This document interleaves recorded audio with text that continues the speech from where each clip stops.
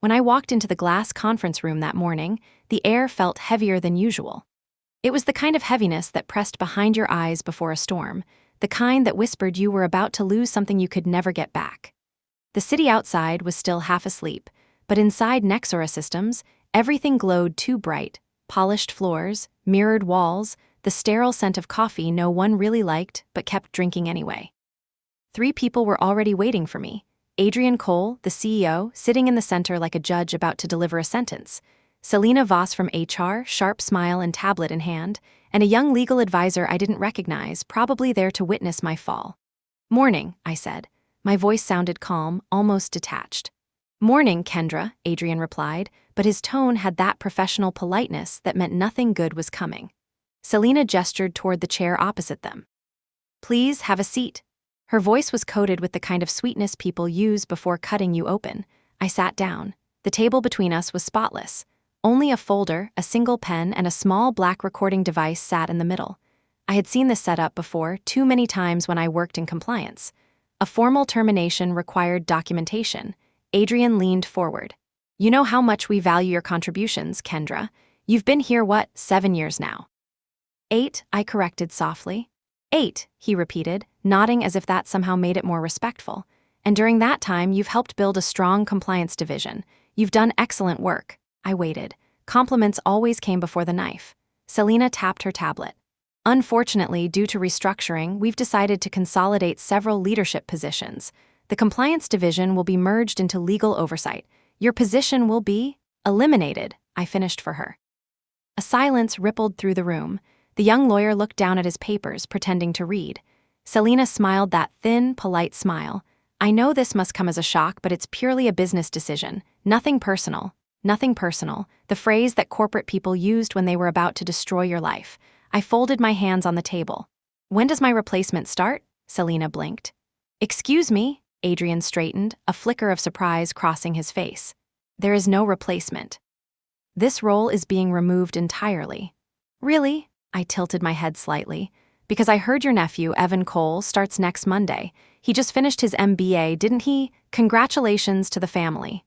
Selena froze. Adrian's mouth twitched before he could catch it. The young lawyer looked up, alarmed. I could have stopped there, but I didn't. 24 years old, no certifications, no experience in compliance, but I'm sure he'll do fine leading a department that keeps the company out of prison. Selena's smile vanished. Adrian exhaled through his nose. "Kendra, I don't think that kind of sarcasm is productive." "What kind of sarcasm would be productive?" I asked. My tone stayed even, my pulse steady. "The kind that keeps investors from asking questions when federal auditors come knocking." The young lawyer looked to Adrian, silently asking if he should intervene. Adrian raised a hand. "Kendra, let's not make this unpleasant." "Oh, I think we're past that." I reached into my bag and placed a small silver external drive on the table. "Before I go, you might want to ensure the quarterly cross-border transactions are backed up. The originals in your system seem unstable." Selena frowned. "Unstable?" "Corrupted, missing fields, duplicated vendor IDs." "You should probably have your new director review it if he knows how." Adrian's jaw tightened. "Is that a threat?" "No," I said, "just a professional courtesy." I stood up, but he stopped me. "Kendra, you'll receive your full severance package. There's no need to complicate this." "Complicate," I repeated quietly. "You mean telling the truth?" His eyes hardened. "You signed a confidentiality agreement." "I did," I said. "And I also signed every compliance review for the past 5 years. Every one of them documented, time-stamped, and archived according to your own policies." For a second, no one breathed, then I smiled. "Don't worry, Adrian, I'll clean out my office. You won't even notice I was here." He didn't answer. Neither did Selena. As I turned to leave, she said softly, "Kendra, please remember this is just business." I looked over my shoulder. "That's the only part you got right." The hallway outside was colder than usual. Every step echoed like a gavel. I passed employees who nodded politely, not knowing they were watching a ghost walk by. My reflection in the glass walls looked unfamiliar, older maybe, harder. Back at my office, I shut the door and leaned against it. My desk was covered in the quiet clutter of a life built inside fluorescent light, framed certificates, a plant struggling under artificial sun, a coffee mug that said "trust the process." I let out a long breath and started packing. Only personal things: photos, notebooks, pens. Files I left. The system could keep its paper trail. What mattered was already in the drive I had taken months ago, encrypted and labeled simply, "For review." The idea of this day had haunted me for a year. I had seen it coming. Every new executive brought their own tide, and compliance people like me were the sandcastles that got washed away first. When the security guard arrived to escort me out, he looked almost apologetic. "Ms. Walsh," he said quietly, "I'm really sorry about this." "Don't be," I replied. "You're just doing your job." He took my badge and held the elevator for me. As the doors closed, I caught one last glimpse of the Nexura logo glowing against the wall, a sleek silver infinity symbol that suddenly felt ironic. Nothing about this place was infinite. Down in the parking garage, I sat in my car for a long time before starting the engine. My phone buzzed with messages, some from coworkers pretending to be shocked, others fishing for gossip. I ignored them all until one name appeared, Mason Reed. The message read, "Coffee tomorrow, my treat, something you need to hear." I stared at it. Mason had been a consultant years ago, back when we still thought Nexura was clean. If he was reaching out now, it meant one thing: he knew something. But tonight, I didn't want to know. I drove home through streets blurred by winter rain, my windshield streaked with the reflections of stoplights. The city looked colder, emptier, as if it too had fired me. When I reached my apartment, I dropped the box of office things on the kitchen table and opened my laptop. Habit made me check the company portal one last time, though I knew my access would be gone. It was. The system flashed unauthorized. Then, just as I was about to shut it, a small icon blinked in the corner of the screen, an automatic sync I had forgotten about. It showed one final file uploading from my work server to my private cloud. The file name, Q3 Transactions Final. I watched the progress bar crawl across the screen. 98%, 99, complete. For a moment, I just stared at it, my pulse steady again. Then I whispered to the empty room, "Replaceable, right?" I closed the laptop. Sleep never came. Instead, I replayed the meeting in my mind. The way Adrian avoided my eyes, the way Selena rehearsed her lines, the way the young lawyer didn't speak because he didn't know if it was safe to. Somewhere in that sterile room, I had left the last version of the person they thought they could silence. By the time the morning light slipped through my blinds, I knew what I was going to do. Not out of revenge, not even anger. It was simpler than that. I was going to prove them wrong. I did not sleep the night after they let me go. I lay on the couch with a blanket over my shoulders and watched the horizon turn from steel to a pale kind of gold. The apartment was quiet, too quiet for a city like Boston, the kind of quiet that makes you hear your own breath and the small sounds of the building that you never noticed before. My phone was face down on the coffee table. I already knew what waited there. Sympathy from people who never spoke to me unless they needed an exception approved. 2-line messages from managers who would swear they had fought for me and had lost. A calendar notification that would not go away reminding me of a 9:00 meeting that now belonged to someone else. I made coffee that was stronger than it needed to be and opened the laptop. The file I had watched sync the night before sat in my cloud folder like a sealed letter. Q3 Transactions Final. The name was harmless. The contents were not. I ran my fingers over the keys without touching them and closed the lid again. Not yet. I needed to meet Mason first. If he had reached out, it was not to offer me condolences. He was careful with his words even in text. Something you need to hear. He would not write that unless the ground was about to shift. He suggested a cafe near the harbor. I remembered the place from years back when he had done a short and painful review of our overseas vendor processes and somehow made it sound like mercy. The wind off the water cut through my coat as I walked across the last block. I felt the rain that had hung in the air all morning finally make up its mind and start to fall, a fine mist that made everything shine. Inside the cafe, all the tables were taken by people with laptops and the hungry look of those who pretend to work while watching their lives through a screen. I found him near the back window. He looked older than the last time I saw him, but it was the sort of older that comes from sleeping too little and thinking too much rather than from time itself. He stood as I approached, no handshake, just a steady look that measured how much of me had changed in 8 years and one very long day. "Kendra," he said, "thank you for coming. You did not give me a lot of choice," I said and tried to smile. It came out more like a line on paper than a real expression. He gestured to the chair. "Sit. Let me buy you breakfast." He lifted a hand toward the server, and a few minutes later there were 2 coffees on the table and a plate with a croissant that smelled like it remembered Paris and had decided not to go back. I did not touch the croissant. I wrapped my hands around the coffee and waited. He did not make me wait long. "You know, I moved to the federal side," he said. "The commission, Financial market oversight. We do audits, investigations, the kind of things you used to warn executives about before they ignored you. You sent a message that sounded like an alarm, I said. It is an alarm, he said. Nexora is not just cutting you to save money.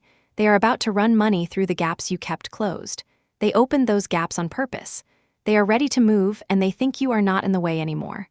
I watched a droplet slide down the window and blur the reflection of my face. How do you know? I asked. He reached into his coat and set a small card on the table. It had his name and a federal crest that was not shiny or dramatic. It was the kind of crest that did not need to be noticed to be obeyed. We have signals, he said. Some automated, some human.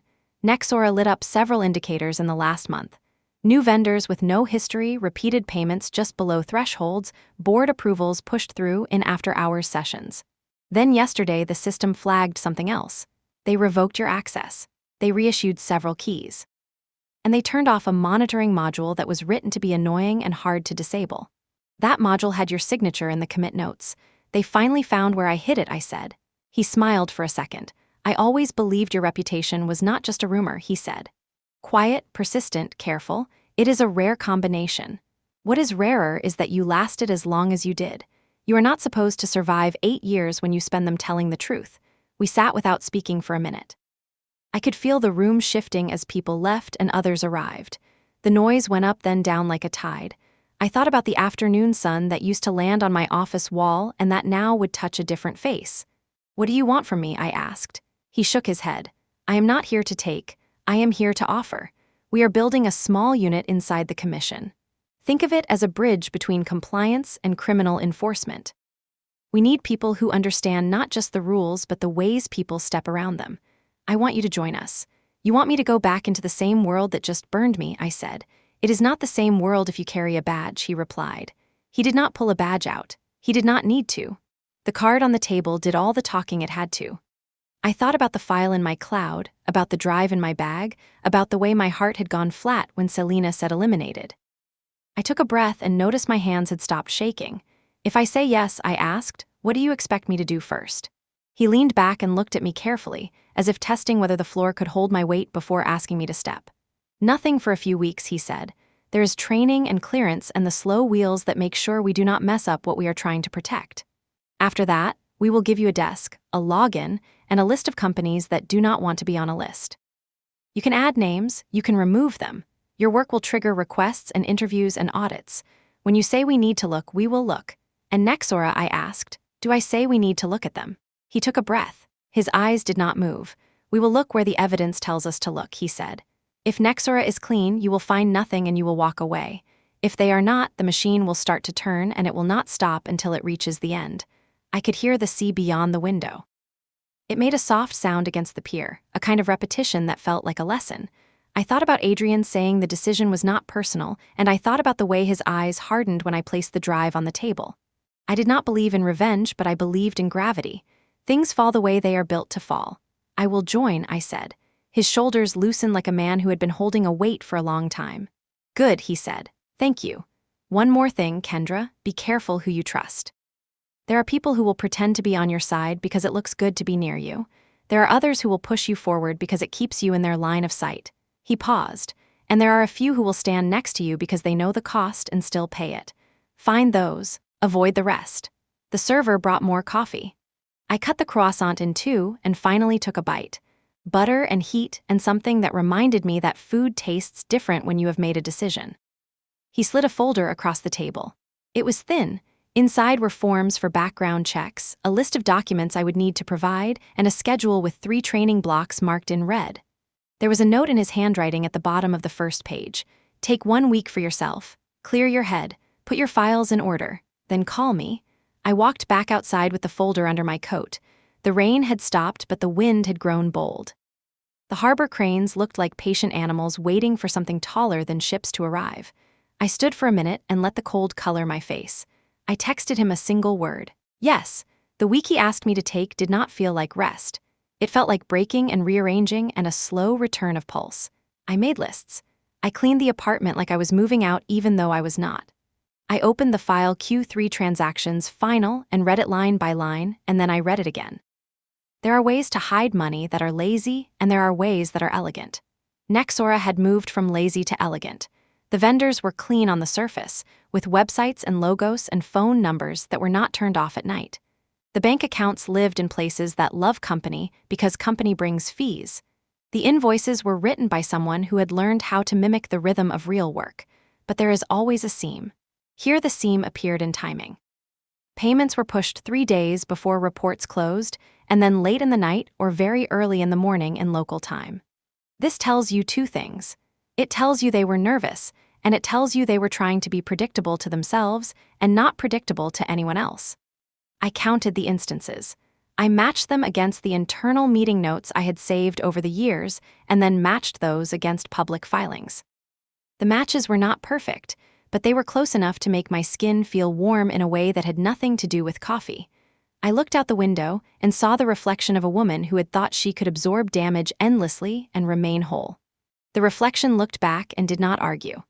I closed the laptop and went to the closet and pulled out a cardboard box that I had pushed behind winter coats.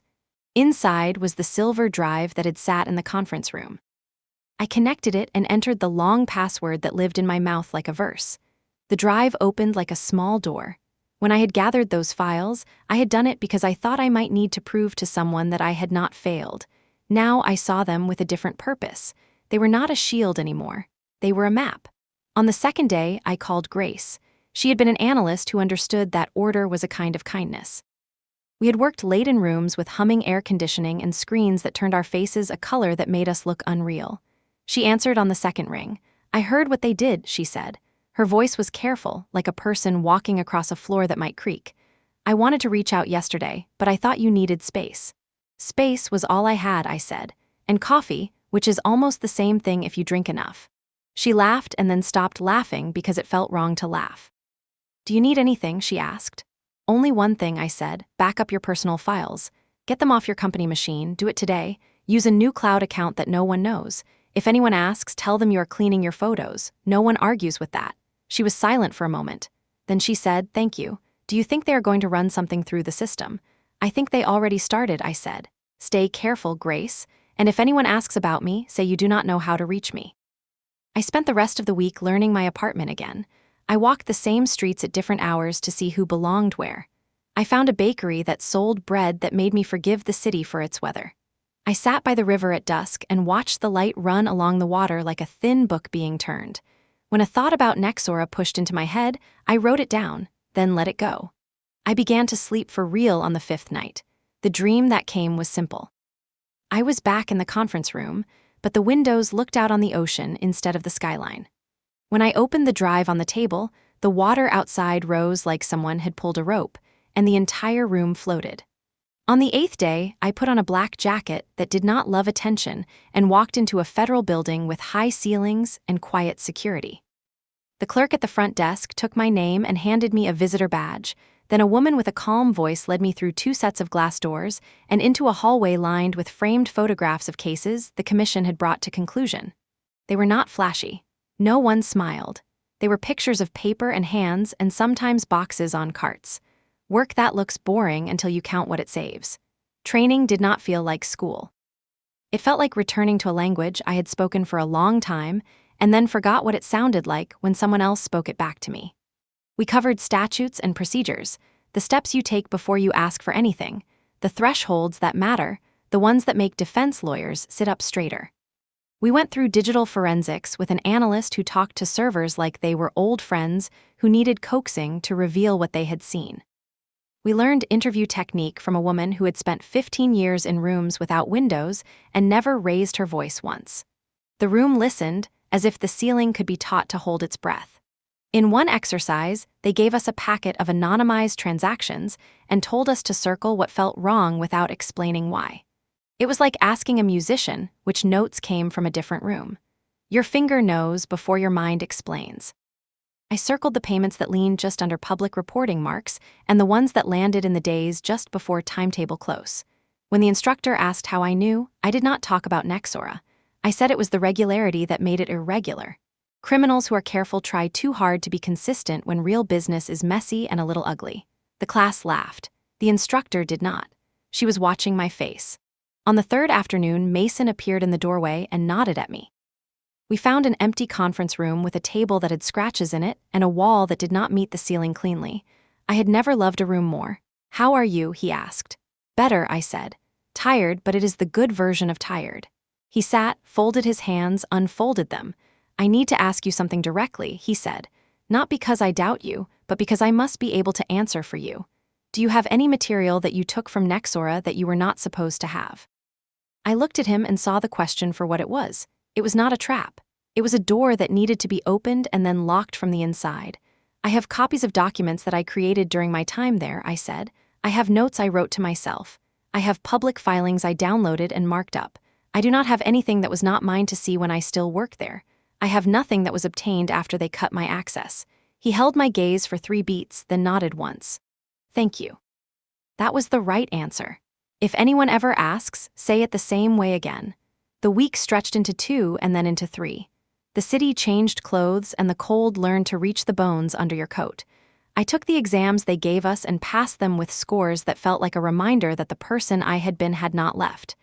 David Kim, who ran our section, shook my hand and said, "Welcome to the work." He assigned me a desk that looked out over a parking garage and a list of cases that had already been opened. He asked if I had thoughts about other companies we should watch. I put Nexora at number 12, not at the top and not near the bottom. A place that says we will get there, but we will not rush. He raised an eyebrow and said nothing. On the morning of the 4th week, I woke before the alarm to a silence that felt like it had shape. I made tea instead of coffee and sat at the small table by the window. The harbor lights were still on, but the sky had started to soften. My phone buzzed with a calendar alert. "Nexora Gala," it said. I frowned, then remembered. They always held it in late winter, a celebration of the year past, and an excuse to parade in front of partners who liked the promise of new quarters more than they liked the numbers themselves. I would have ignored the alert if not for what happened next. An invitation arrived in my personal inbox from Nexora Events. "We are delighted to welcome you to the annual gala."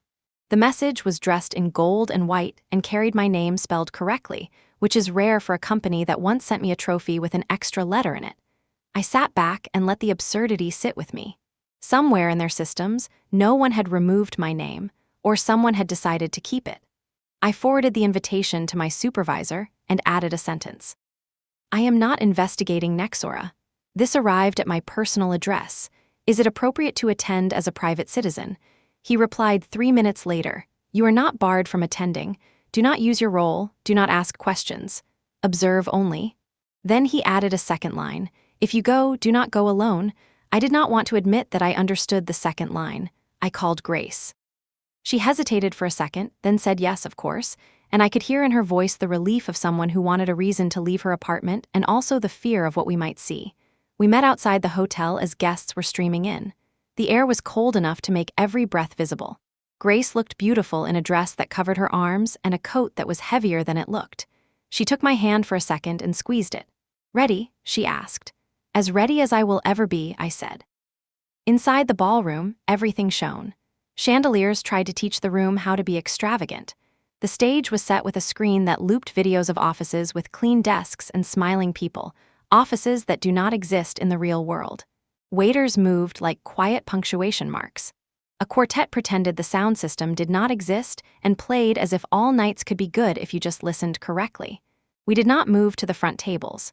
We stayed near the back where the light was kinder. Selena passed close by with a gaze that swept and then returned for a second look when she saw me. Her mouth smiled before her eyes could agree. "Kendra," she said, "you look well. I am glad you could make it." She did not ask how I was invited. She did not want to know the answer. I nodded. "You are radiant, Selena. The room loves you." The sentence could have been kindness. It could have been truth. It could have been both. She leaned in barely half an inch. "You did not need to come," she said. There are easier ways to move on.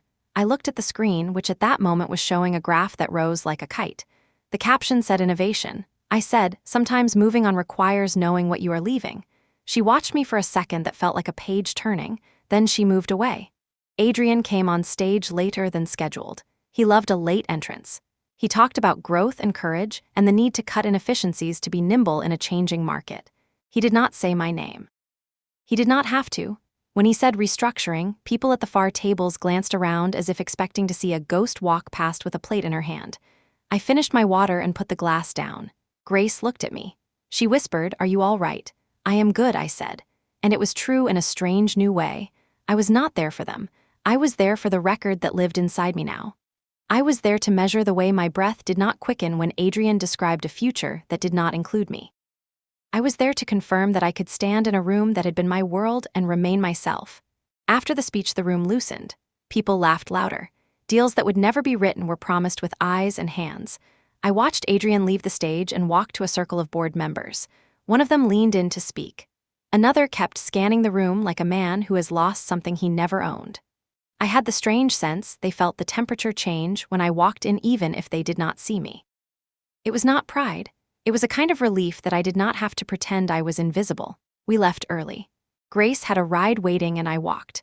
The cold bit my face and the city lights threw little blades of silver on the sidewalk. I felt both emptied and full, which is not a feeling I can explain easily to anyone who has not stood in a room that once held them captive and then left it on their own feet. At home, I opened my laptop and began a new document. Observations. I wrote down what time the speech began and what words he used for things I used to name differently. I wrote down who stood with him and who stood apart and how often the legal team checked their phones. I wrote down the number of slides that mentioned risk. 1. At the bottom of the page, I wrote a line I had not meant to write. They think the floor will not break. I closed the file and leaned back. The apartment was warm. My hands had thawed. The file sat there as if it did not know what it would start. I saved it and then I opened a new email to David Kim. Subject line, Nexora Culture Observations. I attached the document and sent it before I could talk myself out of it. When I woke the next morning, there was a reply. "Thank you," he wrote. "This is useful. Keep everything in a personal observation log. Do not request anything. We will proceed with caution."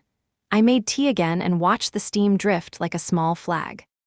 The week turned and I returned to the office and did the work that was in front of me. Other companies, other patterns, other rooms with other versions of the same story. It did not make Nexora fade. It made them part of a larger map, and that made my breath feel more even. On Friday afternoon, my phone rang with a number I did not know. I let it go to voicemail. Then I listened. The message was short and smooth. "Kendra, this is Adrian. We should talk." I stared at the phone for a long time. Then I sent the audio to my supervisor with a note. The subject line said simply, "Received." He answered, "Document and do not reply." I followed orders. That night, I walked by the water and let the wind wash over the surface of my thoughts. I said my name out loud just to hear how it sounded in the open. It sounded like a person I would want to meet. The next week, the first formal request from our office to theirs went out. It was a simple, polite letter asking for basic records that any healthy company could gather in a day. We gave them 30 days. They took 2 weeks to send us a mountain that might have crushed someone else. I spread the pages across the table and felt the strange joy of work that is hard in a way that confirms your purpose. The scans were low resolution and the numbers blurred at the edges. The minutes of meetings were redacted until they looked like winter branches against a blank sky. It was a performance. I wrote that word in my notes. Then I wrote another word, pattern. It was not yet the time for the truth that would come later. It was still the time of steps taken carefully, of letters sent without adjectives, of interviews requested with a kind of politeness that frightens people who are not used to consequences. But by the end of that week, I understood something that made my heart beat in a slower, deeper way. I was not trying to punish anyone. I was trying to restore the shape of a world that had been bent. When I turned off my lamp that night, the room kept a soft glow from the street. I closed my eyes and saw the conference room again, the silver drive on the table, the look on Adrian's face when I did not take the pen he offered me. I heard Selena say that it was only business. In the dark, I said the sentence I wanted to deliver to both of them. "You replaced my chair at the table. You did not replace my work. And you did not replace the part of me that refuses to forget what right looks like." I slept.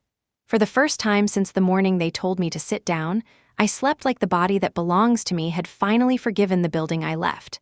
When I first walked into the commission's building as an employee and not a visitor, I almost turned around. The walls smelled like disinfectant, and the hum of computers felt like a low warning. The badge on my chest said "Temporary Access" in red, as if to remind me that this could still vanish. I followed the clerk through a hallway where the floor tiles reflected the ceiling lights, so that for a moment I looked like I was walking inside a mirror. They gave me a desk in a training room full of strangers who carried the same cautious silence. No one asked about anyone else's past. We all had one. The instructor, a woman named Nadia, wrote 4 words on the board: pattern, motive, method, proof. She said that if we remembered only those, we could survive the bureaucracy. Then she smiled, the kind of smile that meant she was not sure we would. The days blurred. Mornings started with regulations, afternoons with simulations. I learned to recognize how small numbers could hide big crimes. I learned to read emails like a linguist reads dialects. In between, I began to speak again, little by little. Mason stopped by once every few days. He was careful to keep his tone formal, like we were 2 colleagues and not 2 people standing at the edge of the same secret. On the 3rd week, Nadia gave us a set of anonymized transactions. Find what does not belong, she said. The data filled the screens: vendor IDs, timestamps, amounts. My fingers moved before I could think. 3 payments stood out, all made within 72 hours of reporting deadlines, all identical in structure. I marked them and waited for her reaction. How did you know? She asked. It feels rehearsed, I said. Real business stumbles, this walks too clean. She didn't smile this time. She just wrote something in her notebook and said, interesting. That night, I stayed late after everyone left. The office was quiet except for the ventilation system breathing above us. I looked again at the anonymized data and something made my chest tighten. The vendor codes, 6 digits each, followed a pattern that I recognized too quickly. The first 2 digits matched Nexora's overseas project identifiers. I whispered the numbers aloud and the room felt colder. It was impossible. This was training material, not real evidence. Yet the sequence of payments, the exact structure, mirrored Nexora's transaction style so precisely that my stomach turned. I checked the file properties. It was labeled Archive Training Dataset A modified 9 months ago. That was when I still worked at Nexora. Someone had uploaded internal Nexora data into the commissions system long before I joined. Someone inside the government had already been watching them, or worse, feeding information for a reason I didn't understand. When Mason found me still at my desk, I closed the screen too fast. He raised an eyebrow but said nothing. You should get some rest, he said. Training only gets harder. I nodded. Just finishing something. He lingered a moment. You always do. After he left, I reopened the file and saved a screenshot of the metadata, just in case. The file name, the timestamp, the user ID, 1 word burned through all the noise, REDM. I stared at it for a long time. Reed, Mason Reed. The initials fit, but I couldn't believe it. Maybe it was a coincidence. Maybe someone else had used his credentials. Maybe. The next morning, I went through the motions of training like nothing had happened. Nadia talked about auditing protocols. People laughed at the instructor's dry jokes. I kept my hands steady and my face unreadable. But something in my chest had shifted. The world I thought I was entering as an ally now looked like another layered mirror. I was inside a game where even the rules were written by someone with an agenda. When the day ended, I walked outside into the cold and tried to find comfort in noise. The streets of Boston were alive, a kind of pulse I could hold onto. I sat at a small park bench near the river and opened my phone. I scrolled through the old messages Mason and I had exchanged. Nothing strange, nothing that screamed manipulation. But his first text still echoed, something you need to hear. He had known before I was fired. He had known they were about to move money. He had known I would be the perfect recruit. I closed my eyes. Maybe I was being paranoid, but paranoia was just logic without evidence. For now, days turned into weeks. The final test came sooner than I expected. We were given a simulation of an active corporate investigation, different names, fake invoices, fake executives, but the structure was all too familiar. They asked us to write a summary report, complete with risk assessment and proposed next steps. I wrote for hours. The words flowed like an old song. Evidence of structured layering suggests intentional obfuscation of fund origin. Cross-border transfers require subpoena-level review. Recommend escalation. When Nadia read it, she looked at me like she could see the years of nights I had spent writing real ones. You've done this before, she said. I met her eyes. Maybe in another life. She handed me a sealed envelope. Congratulations, MS Walsh, you passed. Welcome to the Bureau. The title sounded heavier than it should have. Bureau, as if I had stepped into something ancient that devoured people and left only paper behind. My new ID badge didn't say temporary anymore. It said Investigator, East Division. I ran my thumb over the raised letters and felt something close to pride. But underneath it, there was still that flicker of unease, one that whispered Mason's name each time I looked at the commission's emblem. He found me by the vending machine that afternoon, holding 2 coffees. You made it, he said. Barely, I replied. I thought the test was meant to scare us. He smiled. It's not meant to scare you. It's meant to find out who gets scared. I drank in silence for a moment, then I asked the question that had sat in my throat for days. How long have you known about Nexora? He didn't blink. Long enough. Did you bring me here because of them? He tilted his head. I brought you here because you know them better than anyone, and because sometimes the best way to expose a system is to put one of its survivors inside another one. His answer wasn't a lie, but it wasn't the truth either. I could feel that much. Still, I nodded. All right. Later that week, I received my first official case assignments. 10 companies ranked by risk level. Nexora sat at number 12. I almost smiled when I saw the placement. It was exactly where I wanted it to be, not too obvious, not forgot. That night, I cooked for the first time in months. Simple pasta, a glass of wine. I watched the steam rise and thought about how easy it is to mistake warmth for safety. My apartment felt smaller now that I carried secrets home with me. I sat by the window and looked down at the city lights, at the lines of traffic moving like veins under skin. Somewhere out there, Nexora's servers were humming, moving money through invisible channels. And somewhere else, Mason Reed was watching too. Before I went to bed, I opened a new document on my laptop and titled it Ghost File. I wrote a single sentence. If this is real, then someone started the hunt before I arrived. Then I closed the lid. The next morning, I woke early, driven by something sharper than coffee. I arrived at the office before anyone else. The quiet hum of computers felt like a companion now. I opened the secure case database, pretending to review random companies. But my fingers moved on their own, typing the query I wasn't supposed to, Nexora Systems. The system hesitated, then unlocked a record. Case ID 47 NEXORA. Status: Preliminary Review Ongoing.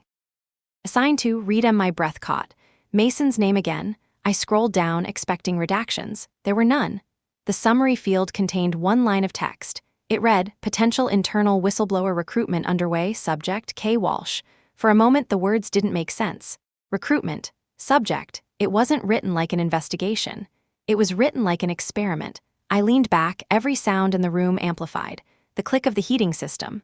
The buzz of a fluorescent light. The pulse in my ears.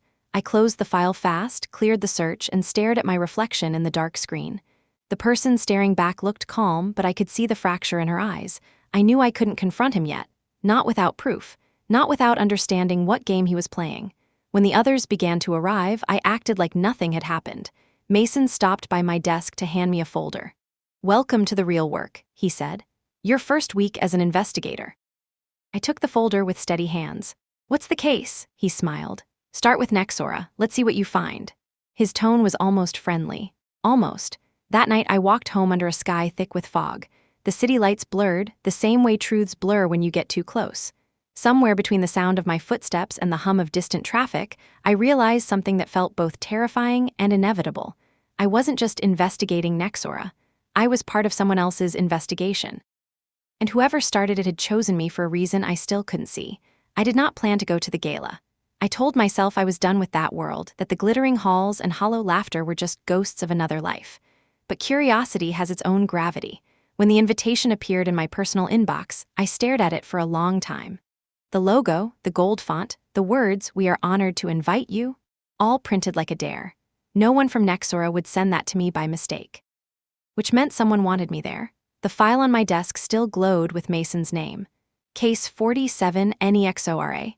I shut the screen, turned off my phone, and poured a glass of water I didn't drink. It was already dark outside, the kind of Boston winter night that makes the air feel like it's pressing against your bones.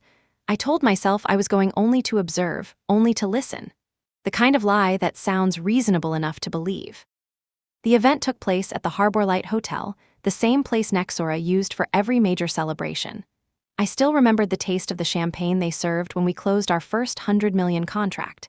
That night I thought it tasted like success. Now I knew it was just the taste of someone else's victory. When I arrived, the lobby shimmered with light and chatter. Men in tailored suits, women in sequined gowns, servers carrying trays like they were part of a performance. I stood near the entrance for a moment, watching. No one recognized me at first, then I heard a familiar voice. Kendra Walsh, I'll be damned. It was Leo, one of the junior analysts I had trained years ago. He looked startled, then pleased. You look great, he said, like we were old friends who had bumped into each other at a grocery store instead of a battlefield. I didn't expect to see you here, I replied. He laughed nervously. I work here again. Got promoted after you left. Well, not directly after, I mean. He stopped, realizing his words sounded worse the longer he talked. It's fine, Leo, I said. Enjoy the night. I walked past him before he could apologize. The ballroom doors opened wide, and the sound of music and conversation hit like a wave. Inside, everything gleamed: marble, crystal, silk. Nexora always knew how to look clean on the surface. I saw Adrian near the stage, shaking hands with investors. His posture was the same as ever: chin up, chest forward, smile rehearsed. He had replaced me with a younger version of ambition. And right beside him, like a shadow made of diamonds, was Selena Voss. She looked exactly how a lie would look if it learned to wear lipstick. I stayed near the back, close enough to see but far enough to blend in. Grace had agreed to come with me, under the pretense of being my guest from another firm. She arrived moments later, her eyes scanning the room. "You sure this is smart?" she whispered. "No," I said, "but it's necessary." We took glasses of sparkling water and pretended to toast. My heart stayed steady, my eyes calm. Years in compliance had taught me how to look invisible even while taking notes in my head. When Adrian took the stage, the lights dimmed. His voice carried easily, rich, and confident. "Friends, partners, family," he began. "This year, Nexora has faced challenges, but we have emerged stronger, leaner, and ready to lead the future of digital finance." Applause, always applause. I watched the crowd. Mason once said power gathers like heat, and the people who feel it don't notice when they start to burn. Adrian was glowing. His words washed over the room like waves of polished air. "We believe in innovation, integrity, and the courage to rebuild." Integrity. I almost laughed. Grace glanced at me. "He just said the word you used to write on every audit report." "Yeah," I murmured. "He stole it too." When the speech ended, the music returned. People laughed louder, drank faster. Selena drifted toward us like a scent of expensive perfume. Her eyes locked on me with surgical precision. "Kendra," she said, smiling, "I'm surprised to see you. Did we send that invitation by mistake?" I met her gaze. "I thought maybe you wanted me here." She tilted her head, pretending to be curious. "Why would we? Maybe to prove I'm replaceable," I said. "Or maybe because you're not sure I ever was." Her smile thinned. "You always did have a flair for drama. And you always had a talent for pretending." Grace shifted beside me, uncomfortable. Selena noticed and sweetened her tone. "Relax, I'm just teasing my old colleague." I leaned in slightly. "Tell me something, Selena. Does your new compliance director know how to read a cross-border payment log, or is he still figuring out how to spell the word audit?" Her expression didn't change, but her fingers tightened around her glass. "You sound bitter, Kendra." "Not bitter," I said softly. "Just awake." She turned away before I could say more. I watched her glide back toward Adrian, whisper something in his ear. He looked up and scanned the room, his eyes stopping on me for just a heartbeat. Then he smiled like a man who'd seen a ghost and decided to keep drinking. Grace exhaled. "You just declared war." "No," I said. "They did that when they lied." An hour later, the gala shifted from speeches to networking. I wandered toward the gallery corridor, away from the noise. The hotel had floor-to-ceiling windows overlooking the harbor. The water outside shimmered like broken glass. For a few minutes, I let myself breathe. That's when I heard a voice behind me. "You should not be here alone."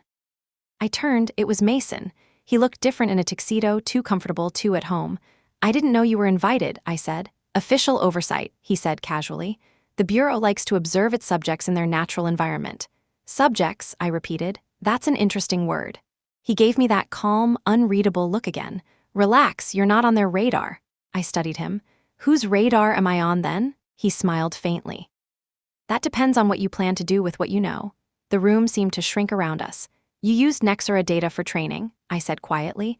9 months before I joined, you were already inside their systems." His expression didn't change, but his silence was louder than any denial. "Be careful with assumptions, Kendra." "I'm careful with facts," I said. "And the facts say someone leaked internal data to the Bureau, someone who signed it with your initials." He leaned closer, voice low. "You think you're the only one who can play both sides? There are things you don't understand yet, things you shouldn't rush into." "Then explain them," I said. He didn't. He just finished his drink and set it down. "Enjoy the party." When he walked away, I felt the air rush back into my lungs like I'd been underwater. Grace found me a few minutes later, concerned. "Who was that?" "Someone who thinks he's in control," I said. We stayed another half hour. Long enough to see Adrian toast the future, long enough to hear Selena laugh like the world belonged to her. Long enough to realize that the real war was already underway and I was standing in the middle of it. Back home, I threw the gala invitation into the trash. My phone buzzed, a message from an unknown number. You looked beautiful tonight. Some people missed you. No name, no signature. I deleted it immediately, but the chill stayed. The next morning, the investigation began in earnest. David Kim assigned our team to handle the Nexora cluster, a polite way of saying someone upstairs had approved a deeper look. We sent formal requests for records, employee rosters, vendor contracts, transaction logs. The replies came back too fast and too clean. Hundreds of files filled with noise but no music. I stayed late for days, combing through data that refused to make sense. Every time I thought I saw a pattern, it slipped away. Until one night, a small detail caught my eye: repeated wire transfers from a shell company in Delaware to an account in Singapore. Each transfer was labeled consulting fee. Each had a unique ID, but the formatting of the IDs matched Nexora's internal structure, not the vendor. It was enough. I wrote a preliminary report and filed it. The next morning, David stopped by my desk. "Good work," he said quietly. "We'll escalate." "Is it going to stick?" I asked. "Depends," he said. "On who else is watching?" That night, I received an email with no subject and a single line of text. "Stop looking at the Singapore accounts." No sender address, just a string of numbers. I read it twice and then deleted it. A week later, a small brown envelope arrived at my apartment. No return address. Inside, a single USB drive. I hesitated before plugging it in. When I did, a folder appeared labeled Confidential. Inside were emails, screenshots, and memos, proof that Nexora executives had discussed creating fake consulting contracts to move money offshore. At the bottom of one thread, a message stood out: "Terminate Walsh before Q3 filings. Too many questions." My breath stopped. Someone had just handed me the weapon I didn't know I needed. I checked the metadata. The files came from a user with the initials LH Leo. The same junior analyst who'd greeted me at the gala. He must have seen me that night and decided to trust me. Or maybe he was scared. Either way, he just crossed a line he couldn't uncross. I sent the material through official channels, encrypting it twice.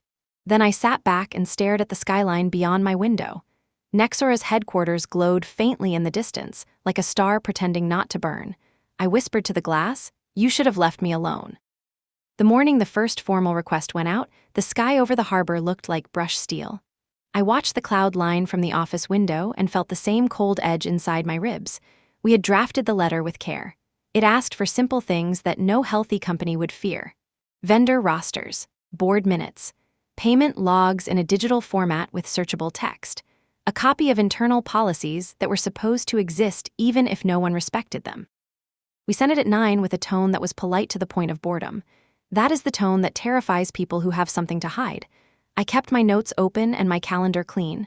I told myself to move like a surgeon, slow when it counts, precise when it hurts. David Kim came by my desk and rested a hand on the back of a chair. "Your summary was good," he said. "Not dramatic, just undeniable. Keep it that way. Do not chase. Make them come to us." They came in the worst way. 2 weeks later, a courier dropped a stack of boxes tall enough to hide a person. The labels said financial records and board minutes and contracts. When we opened them, the smell of toner and dust hit like an accusation. The documents were scans of scans. The numbers were blurred and the signatures looked like ghost signatures. The minutes of meetings were redacted until they were almost black paper with a few stranded prepositions. Buried inside was a single flash drive with half the files corrupted and the other half locked behind passwords no decent person would use. I called David and Sarah to the evidence table. "They are performing," I said. "They want to fight about format instead of a conversation about facts." Sarah lifted one of the worst pages to the light and laughed once without humor.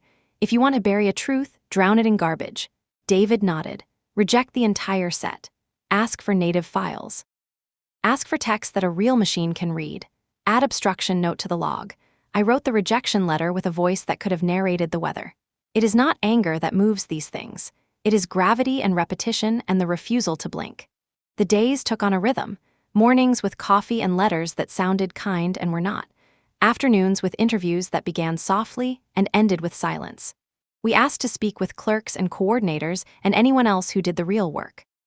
The company insisted on the presence of counsel. That was fine. Lawyers are good at many things, but they cannot stop a person from answering with their eyes. The first clerk came in with neat hair and a pencil that she placed exactly parallel to the edge of the table. Her name was Marisol. Her hands trembled until the recorder light turned red, and then she breathed like a swimmer who has found a rhythm. I showed her a stack of payment approvals and asked her to walk me through a normal day. She spoke about queues and cutoffs and how the system used to flag outliers. Used to, she said, then bit her lip. I waited. She looked at the company lawyer and then back at me. We do not flag the way we used to, she said softly. The new director told us the old protocol was wasteful. He said trust speeds growth. I kept my face still. And what do you do now when you see something unusual? She looked down at her hands. We are told to ask for executive review. It is faster. Who is the executive? She swallowed. The chief executive, sometimes legal, sometimes Selena. I wrote the names in my notebook with even pressure. Thank you, I said. You are doing well. The second interview was a man named Victor who handled vendor onboarding. He looked older than his employee badge photo, like a person who had been sleeping near an alarm. He described a checklist he no longer controlled. The new process, he said, arrives from the top. If a vendor is on the preferred list, we skip due diligence. And how does a vendor get on that list? I asked. He exhaled. I never see the conversation, he said. I only see the names appear. The third interview was with someone I did not expect to see. Leo. He stood in the doorway and glanced down the hall as if the carpet might listen. I did not greet him like an old colleague. I did not thank him for the envelope that had changed my night last week. I slid a bottle of water across the table and asked him about an invoice number that had appeared 12 times in different forms. He answered with care and with the practiced neutrality of a person who understands survival.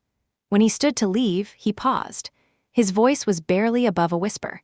Be careful with your phone, he said. Some numbers do not belong to anyone. Then he was gone. I returned to my desk with a list of patterns that had started to breathe. Every suspicious transfer landed 3 days before the quarter closed. The shell companies changed names, but the structure of their invoices never changed. The signature blocks on internal approvals repeated the same punctuation mistakes, which meant one person wrote them even when 4 names were printed at the bottom. The bank accounts shadowed one another across distances that were supposed to look random. These things are not illusions.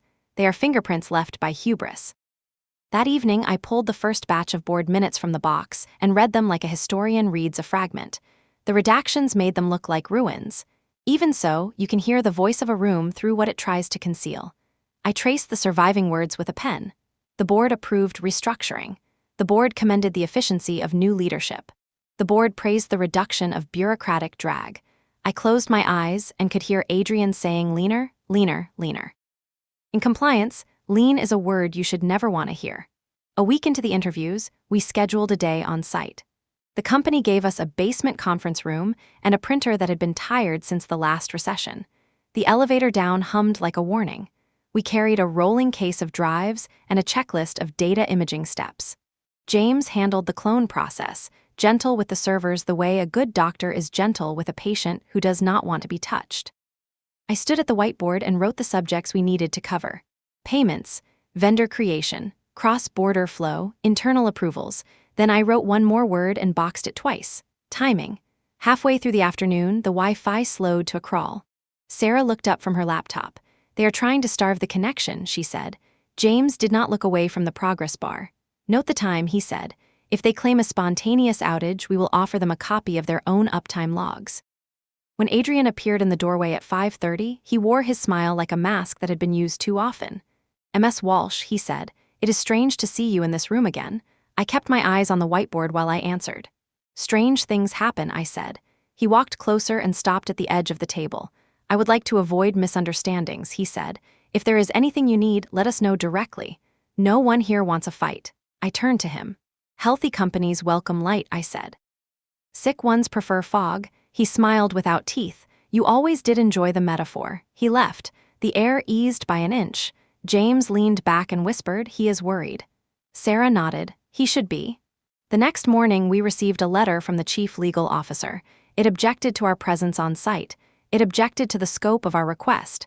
It objected to the timing. It objected to the notion of interviews. It ended with a sentence that tried very hard to sound like a threat and landed instead like a confession. We believe the Bureau has targeted our company unfairly.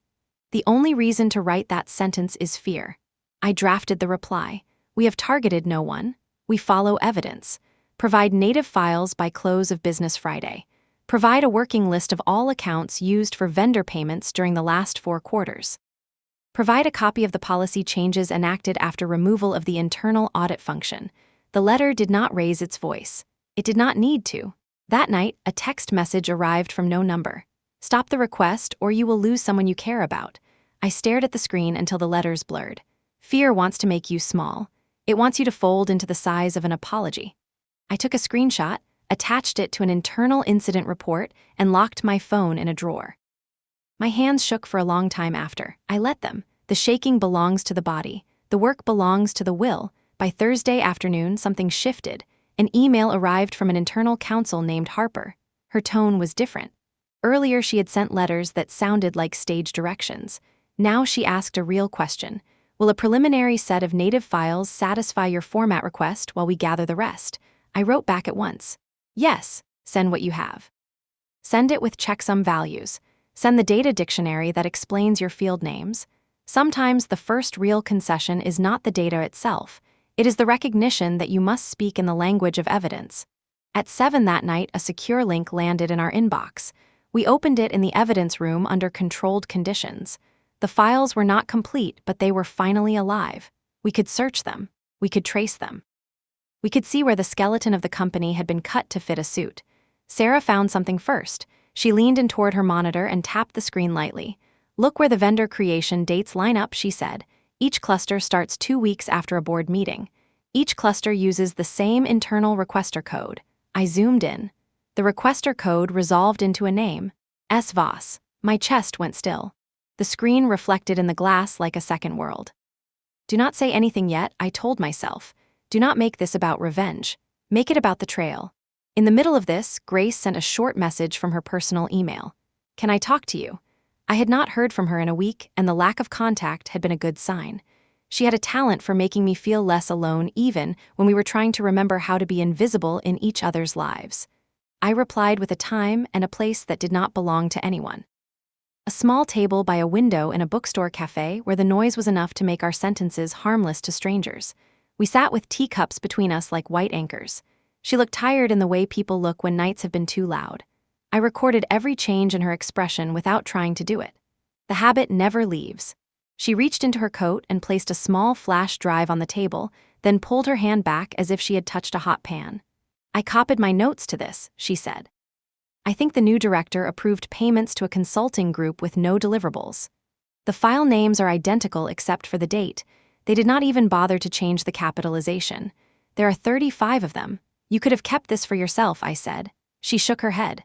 I kept too much to myself for too long. Her eyes lifted. I am not brave, Kendra. I am just tired of being careful while other people are bold with their crimes. I slid the drive into an envelope and sealed it in front of her.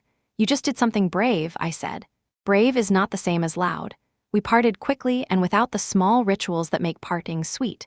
Sometimes you need to leave a scene before the scene leaves a mark. The next day, I requested another round of interviews.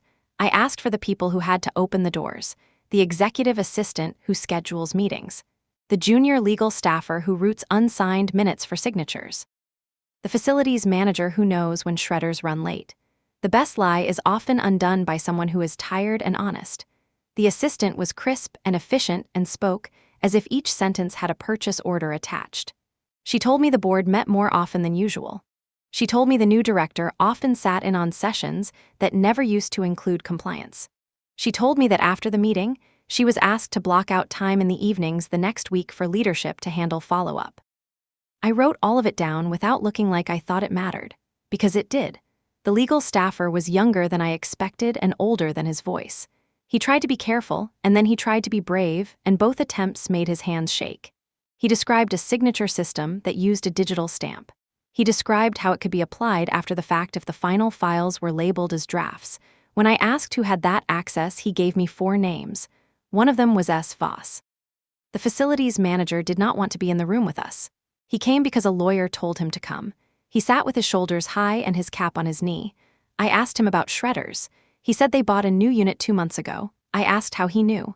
He smiled for the first time because I had to carry it, he said. It arrived on a Friday. It ran warm all weekend. By now, the outlines of the case had started to show like bones under skin. There would be more work, there always is. There would be more letters and more rooms and more people who wanted me to see one thing and not another, but we had enough to ask for more. I wrote the memo to David and kept it free of thunder.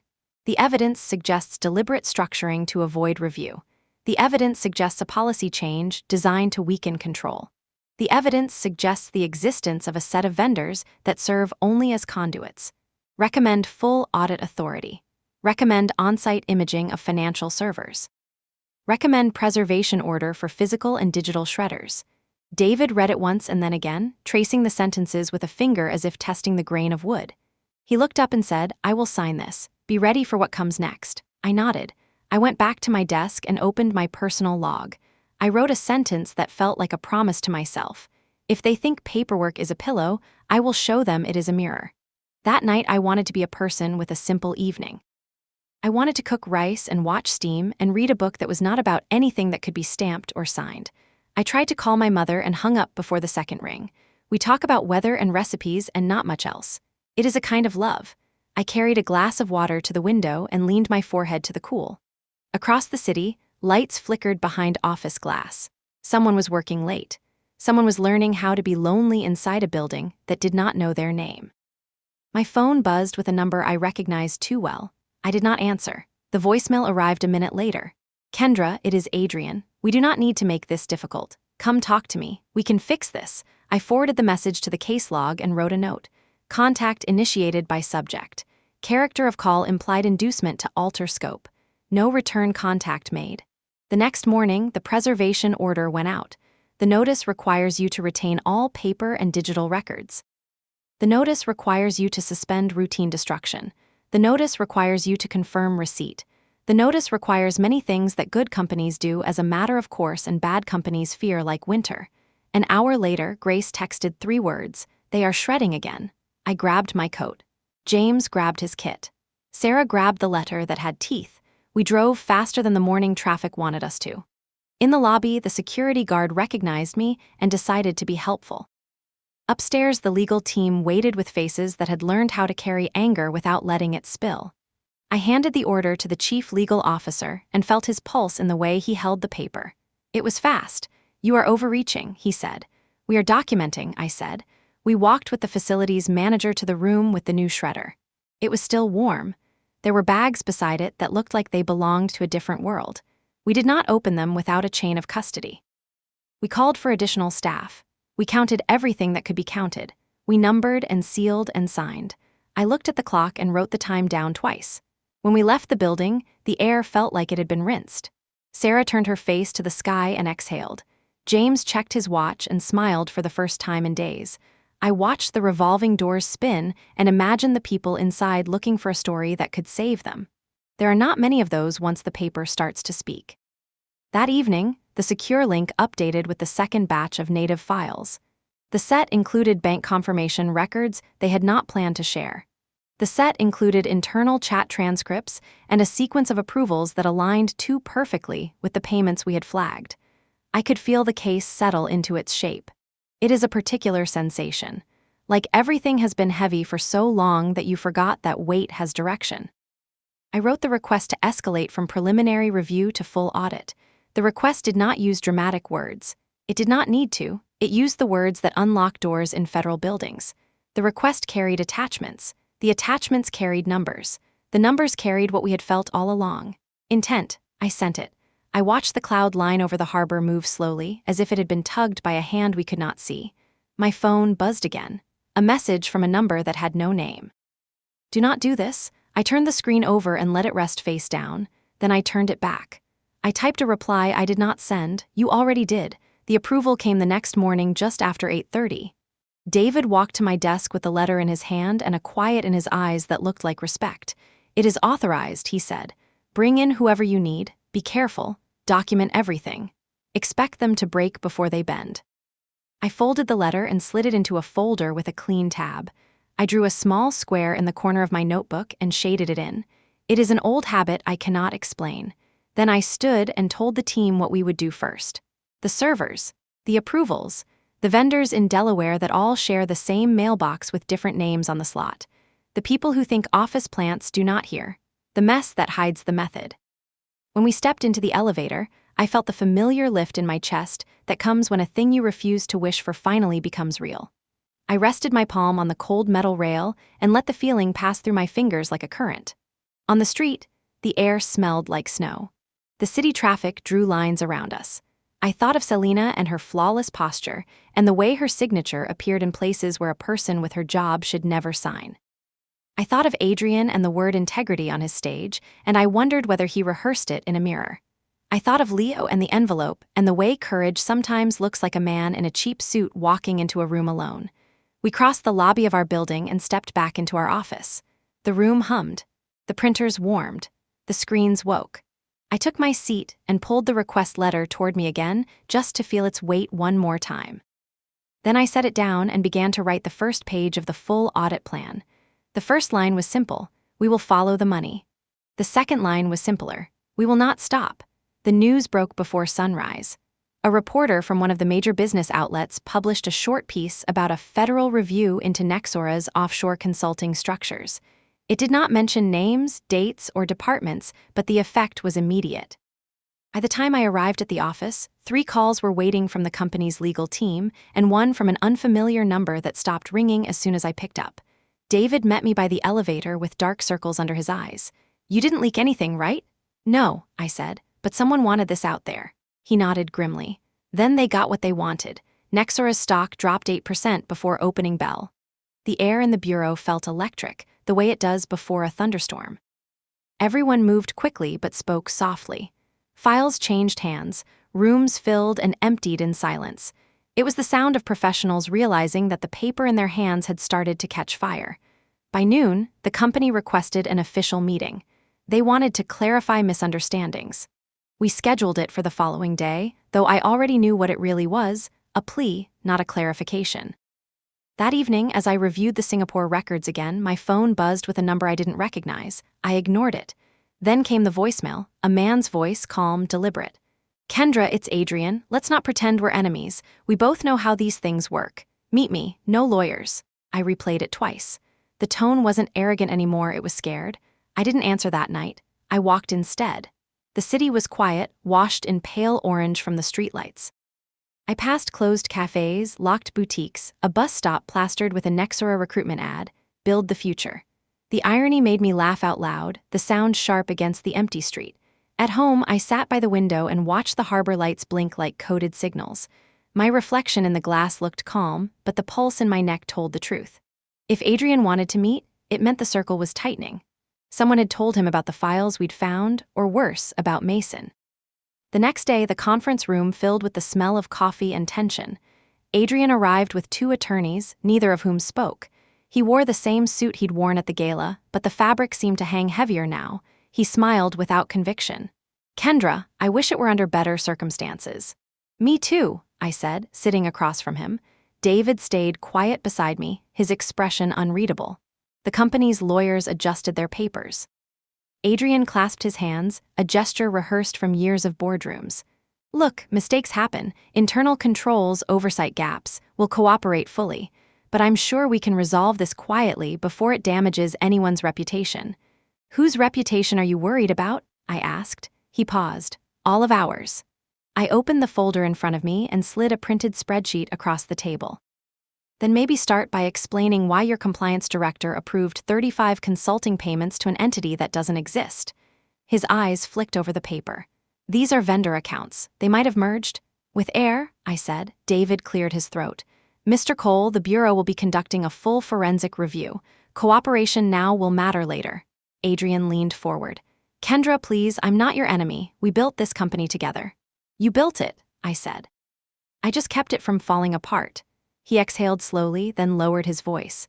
"You know how this industry works. Everyone bends rules. You bend them, you survive. You break them, you make headlines. And headlines destroy people. You don't want that on you." He slid a sealed envelope across the table. "Just look at this. A goodwill gesture, walk away, no one gets hurt." I didn't touch it. "Is that supposed to be an offer?" He didn't answer. I stood up. "Then consider this my answer." I left the envelope untouched and walked out. David followed, expression tight. "You know he's panicking, right?" "I know," I said. "That's why he's dangerous." That night, my phone buzzed again. This time it was a text. "You'll regret this. We're not the ones you should be afraid of. I stared at it until the words blurred. Not the ones, that meant there was someone else. I called Mason. He didn't answer. I tried again. Nothing. I left a message. If you're behind this, I'll find out. Sleep never came. My mind replayed everything, the training data, the initials, the file marked REDM. The pattern had been there all along, and I had refused to see it because I wanted to believe someone was on my side. The next morning, I found Mason waiting outside the building. He looked different, tired, unshaven, his tie loose. "We need to talk," he said. "We really do," I replied. He gestured toward a diner across the street. Inside, the lights were harsh and the coffee tasted like regret. Sat opposite me, fingers laced. "You've been digging too deep. That's my job. There's more at stake than your job. You think Nexor is the enemy, but you're playing in a bigger arena.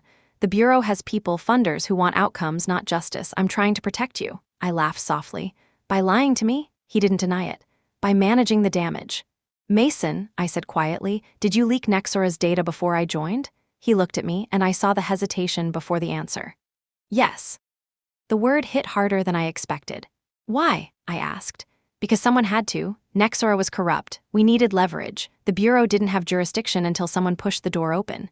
And that someone was you." He nodded once. I leaned back. "So this whole thing, recruiting me, training me, was what? A way to clean your fingerprints?" "Kendra, listen," he said, lowering his voice. "When the investigation is over, Nexora will fall, but someone has to control where the pieces land." I made sure the right people win. "The right people," I repeated. "And what do you win?" He didn't answer. I opened my phone and showed him the text from Adrian. "They think I should be afraid of someone else. Should I be?" He looked down, then up. "Maybe. Mason." He reached into his coat pocket and placed something on the table, a small USB drive. "If you're smart, you'll delete this. It has names you don't want to know, including mine." I stared at the drive. "What's on it?" "The truth," he said, and walked out. I sat there for a long time, watching the reflection of neon lights ripple in the window. The truth. That word had lost its taste. Back at my apartment, I plugged the drive into my laptop. Folders appeared, one after another: Read Fund, Private Holdings, NEXORA Acquisition, Projection FILES. Inside the last one, I saw it, a proposal dated 3 months ago, predicting Nexora's fall in detail. The signature at the bottom, Mason Reed. The document wasn't an investigation report. It was a business plan. He hadn't exposed Nexora to save anyone. He'd set the trap to collapse them and buy what was left. I closed the laptop slowly. My hands were steady again. The fear was gone, replaced by something colder. In the morning, I walked into the bureau, placed the drive in an evidence envelope, and handed it to David. "Chain of custody starts now," I said. He looked at me, searching for something in my expression. "You okay?" "I'm done being someone's leverage," I said. That afternoon, Mason's office was empty. His phone disconnected. His email account deactivated. It was as if he had never existed. I stared at the blank screen for a long time, then opened my own case log and typed the final note of the day: "The betrayal is complete." Outside, the city was wrapped in quiet fog. Somewhere beneath it, a company was dying, a man was disappearing, and I was realizing that truth and justice had never been the same thing. Tomorrow, I would decide which one was worth more. The rain started before dawn and didn't stop. From my apartment window, the streets below shimmered like dark glass. Each drop against the pane felt like the clock ticking on someone's secret. When I walked into the bureau that morning, I already knew what I was going to do. Not because I had planned it, but because there were no other choices left that would let me live with myself. Mason's betrayal had burned away everything that was soft. There was no mentor, no ally, no protection. Only the truth and the cost of releasing it. David's office door was half open. He was reading something on his monitor, his glasses reflecting lines of code and numbers.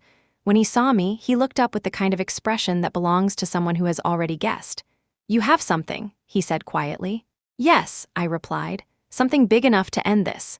He gestured toward the chair. "Sit, tell me." I placed a folder on his desk, my final compiled report. Inside were transaction trees, proof of layered accounts, the offshore structures, the internal emails Mason had tried to hide under legal review. But the last page was the one that mattered. It was a map of connections between the Bureau's private investors and Mason's own holding fund. David stared at it for a long time. "You're saying?" "I'm saying it wasn't just Nexora," I interrupted. "He built the fall from both sides. He funded the investigation with money that would let him buy what was left." He rubbed his temples. "Do you have evidence of direct control?" I nodded. "Every transfer route points to Reed Fund, and every file was archived under his credentials before he disappeared." David exhaled slowly. If this gets out, it will tear the bureau apart. Then maybe it should, I said. He looked at me for a long time, then reached for the report and slid it into his drawer. I'll escalate it internally.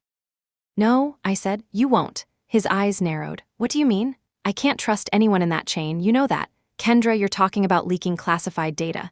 I'm talking about ending a lie. For a moment he didn't speak, then he leaned back and whispered, you'll destroy your career. It's already gone. He closed his eyes, then opened them again, older somehow. At least give me 24 hours. Let me verify it officially.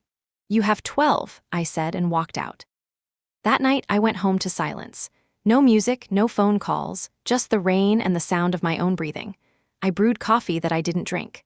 The laptop screen lit up the room in a dull glow. I logged into the Bureau's cloud server one last time, downloading everything connected to case 47 NEXORA. Every document, every interview, every message thread. I compressed the data, encrypted it, and prepared it for anonymous upload. Then I opened a blank email and typed 3 words in the subject line, for justice only. The recipients were anonymous drop sites for independent media and government watchdogs, people who had once sent tips to me when I was the one enforcing rules. Now I was crossing the same line they had. Before I hit send, I hesitated. My finger hovered over the key.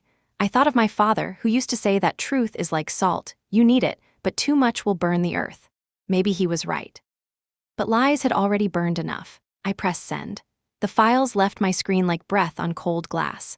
The next day, chaos arrived. The story exploded across every network before noon. Internal fraud at Nexora tied to private bureau funders. My name was nowhere in the reports, but I didn't need it to be. I watched the footage of Adrian being escorted out of his office, Selena covering her face from the cameras. Mason's photo flashed once on the news, grainy, labeled missing. David called me from a secure line. You didn't wait. I couldn't, I said. You understand what happens now? Yes. Where will you go? Somewhere quiet. He was silent for a moment. You did the right thing, he said softly, even if it kills us. The line went dead. I packed a small bag, laptop, flash drives, notebooks, nothing sentimental. Before leaving, I took one last look around my apartment. The coffee mug still said trust the process. The irony almost made me smile. I left the key on the counter and walked out. By evening, the storm had cleared. The harbor reflected the city lights like fire underwater. I walked until I reached the old ferry docks where the wind smelled like salt and metal. A man stood near the edge, smoking. For a moment, I thought it was Mason. But when he turned, it was. He dropped his cigarette into the water and nodded at me. You're Kendra Walsh, he said. Depends who's asking. He smiled faintly. I represent people who think what you did was necessary. I didn't do it for them. He studied me for a moment, then handed me an envelope. There's a train ticket inside. North Line, use it.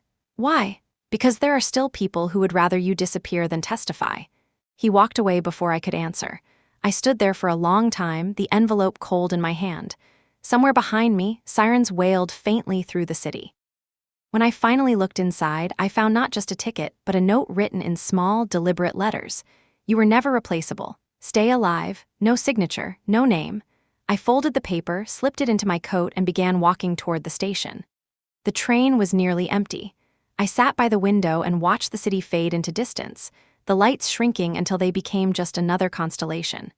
My reflection stared back, calm now but older, stripped of illusion. Somewhere in that city, systems were collapsing. People were rewriting stories to survive them. Files were being deleted, rewritten, buried, but the truth was already out. And somewhere in all that noise, my voice was finally silent, not erased, just free. Weeks later, in a small coastal town where no one knew my name, I sat in a cafe by the sea, reading the paper. The Bureau had announced a full internal restructuring. Nexora's assets were frozen. Mason Reed was still missing. At the bottom of the article, one line caught my eye. Anonymous evidence led to the exposure. That was enough. I folded the paper, placed a few coins on the table, and walked toward the water. The wind was soft that morning, the horizon endless. For the first time in years, I wasn't chasing anything, not truth, not revenge, not approval, just air. I whispered to the sea, it's over. But I knew better. Justice never really ends. It only changes shape. And somewhere, in another mirrored room with another spotless table, someone else was already learning what it felt like to be replaceable. Only this time, I wouldn't be the one walking out.